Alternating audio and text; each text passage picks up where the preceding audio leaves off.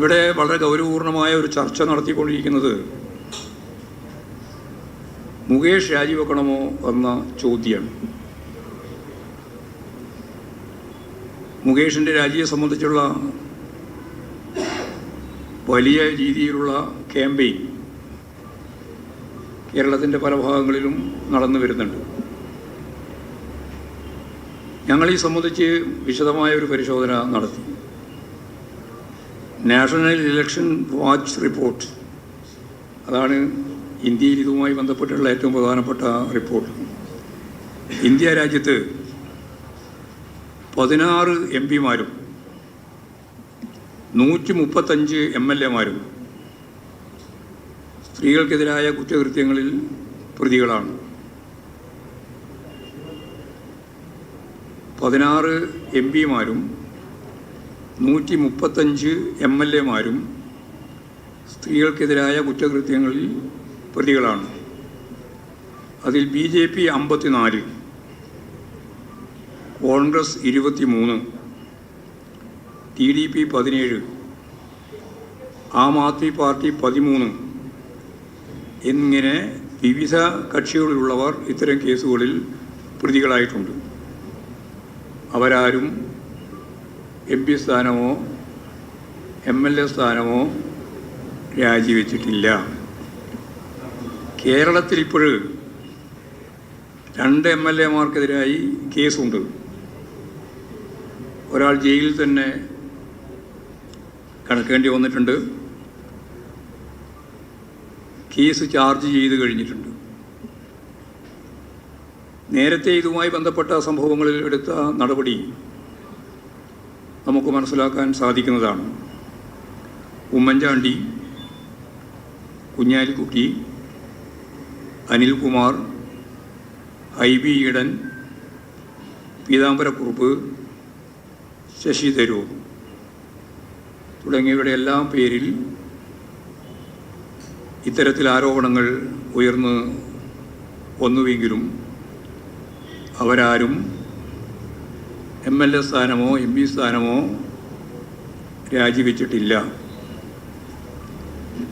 മന്ത്രിമാരായിട്ടുള്ളവർ ആ സ്ഥാനം രാജിവെക്കുന്ന സ്ഥിതി ഉണ്ടായിട്ടുണ്ട്.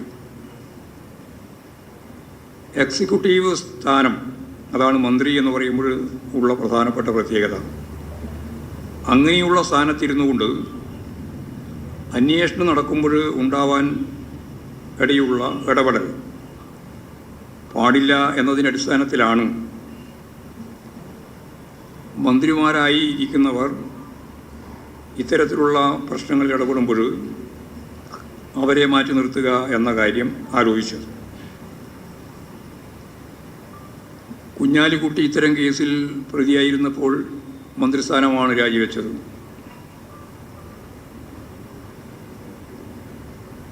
LDF ഇത് സംബന്ധിച്ചെടുത്ത തീരുമാനവും ഇവിടെ ആലോചിക്കേണ്ടതുണ്ട്.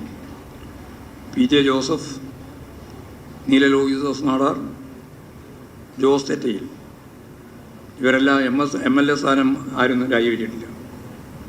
മന്ത്രിമാരായിരുന്ന സന്ദർഭത്തിൽ മന്ത്രിസ്ഥാനമാണ് രാജിവെച്ചത്. കുറ്റം ആരോപിക്കപ്പെട്ടയാൾ നിയമസഭാ സാമാജികത്വം രാജിവെച്ചാൽ പിന്നീട് നിരപരാധിയാണെന്ന് തെളിയിക്കപ്പെടുന്ന സാഹചര്യം വന്നാൽ അവരെ തിരിച്ചെടുക്കുന്നതിനുള്ള നിയമ സംവിധാനം ഇല്ല. അത്തരമൊരു നിലപാട് സാമാന്യ നീതി നിഷേധിക്കുക എന്ന കാര്യത്തിലേക്കാണ് എത്തിച്ചേരുക.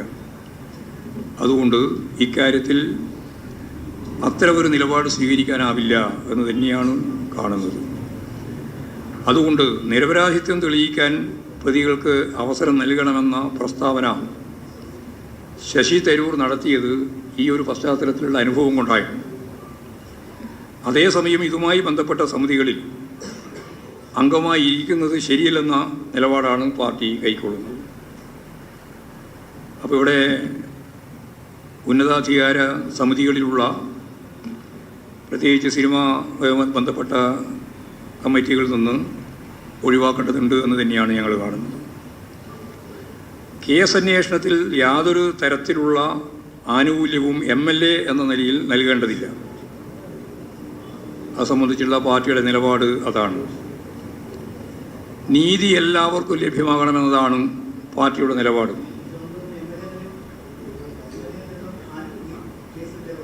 കേസ് അന്വേഷണത്തിൽ യാതൊരു തരത്തിലുള്ള ആനുകൂല്യവും MLA ആയി എന്നുള്ളതുകൊണ്ട് നൽകേണ്ടതില്ല. ഇതാണ് പാർട്ടിയുടെ അഭിപ്രായം. നീതി എല്ലാവർക്കും ലഭ്യമാക്കണമെന്നതാണ് പാർട്ടിയുടെ നിലപാട്.